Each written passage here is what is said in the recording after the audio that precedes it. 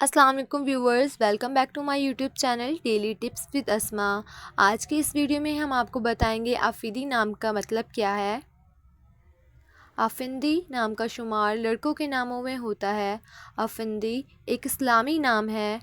आफिंदी नाम की इब्तदाई तारीख़ तुर्किश ज़बान से निकलती है। आफिंदी नाम के अफराद के लिए खुशकिस्मत नंबर 9 माना जाता है।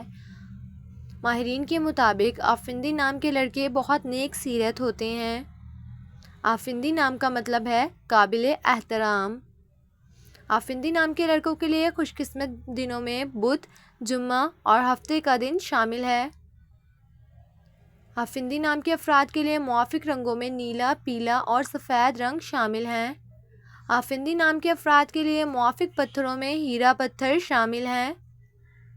खुशकिस्मती वाली धातों में हिंसों के हिसाब से चांदी और तांबा शामिल हैं। सो फ्रेंड्स, अगर आप अपने नाम का मतलब जानना चाहते हैं तो कमेंट बॉक्स में अपना नाम लिखें। इंशाल्लाह हम आपके नाम की वीडियो ज़रूर बनाएंगे। Thanks for watching. अल्लाह हाफिज़।